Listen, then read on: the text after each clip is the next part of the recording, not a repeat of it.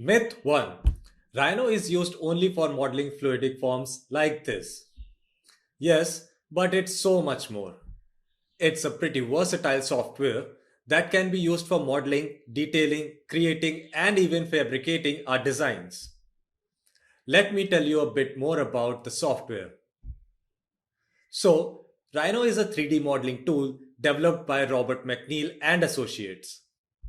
Its application can be found in various processes like CAM, rapid prototyping, 3D printing, in the fields like art, architecture, furniture, graphics, product, and even automotive design. The way I see it, it's a great tool for designers who like to think out of the box and maybe sometimes without the box. To add to that, Rhino supports scripting languages, which makes it even more exciting. This gives possibilities to create awesome and easy to use plugins for it, such as Grasshopper. So, just like developers created apps that can be used on your phones, even you can create plugins on your own to be used in Rhino. With the wide use of Rhino, there are a lot of great designers out there using it. Let me tell you some of the people I look up to for this. Late Zaha Hadid. As an individual, she managed to break free from the bounds of what earlier was deemed to be just a fantasy and actually built it in reality. Her fantastic concepts have been viewed by the world in awe. This gave all the dreamers, including me, a hope that everything is possible and inspired a whole generation of designers.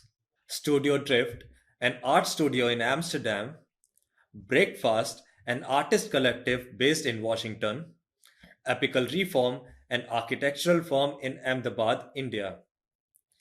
These studios inspired me to create things which are not just static and dull, rather, those which are kinetic and manifestation of life itself.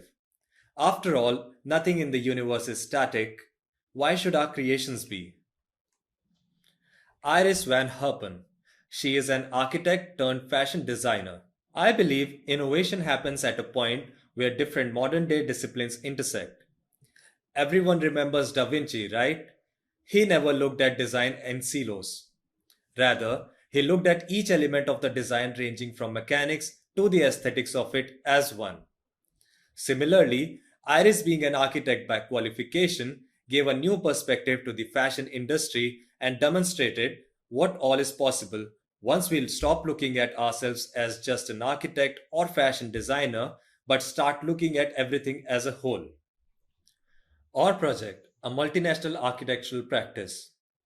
Rather than just looking at the projects online, fortunately, I got a chance to work under the guidance of the best in the field itself.